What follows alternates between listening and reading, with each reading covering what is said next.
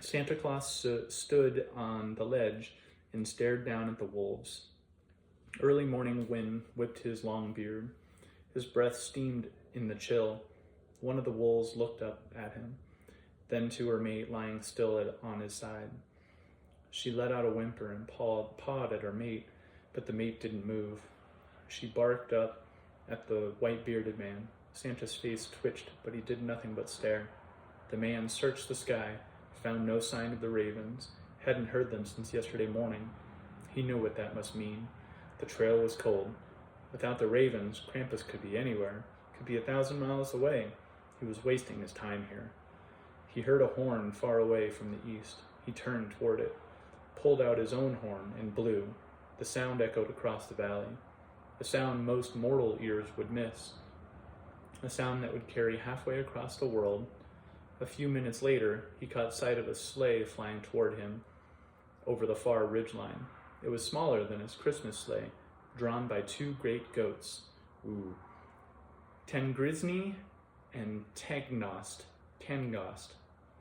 The goats were true Yule goats, the last of their breed, last of his ties to another age. The past should stay in the past, he growled. So much I had managed to forget.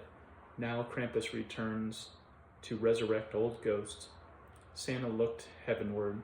Baldur is dead, by all the gods, and he needs to stay dead. Baldur paid for his misdeeds, his arrogance, his deceit, paid with his life, his soul, paid 100 times over. How much is enough? When will I be allowed to forget?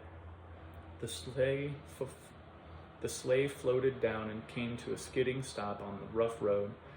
2 elves hopped out, both armed with sword and pistol, dressed in woodland gear, thick jackets, breeches, cloaks, and boots.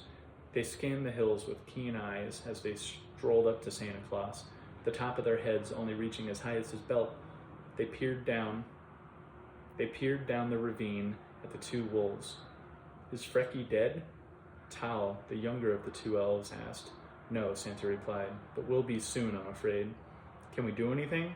Not for Frecky. He's too large to carry in the sleigh. 'Tis a shame. Yes, Santa agreed, and Jerry will not leave his side. Not even in death, their fates are one. They watched Jerry pace around her mate.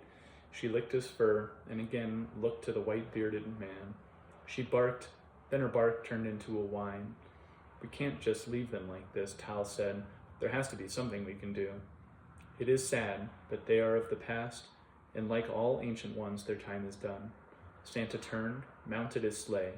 The older elf followed, but the younger one stayed, watching the doomed creatures. Come, Tal, Santa Claus called.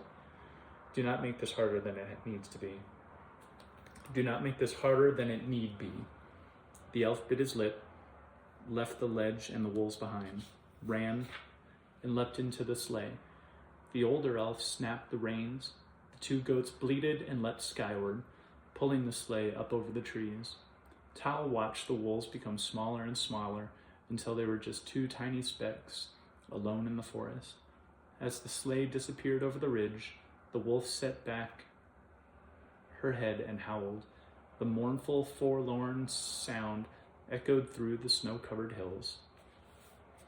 That's it.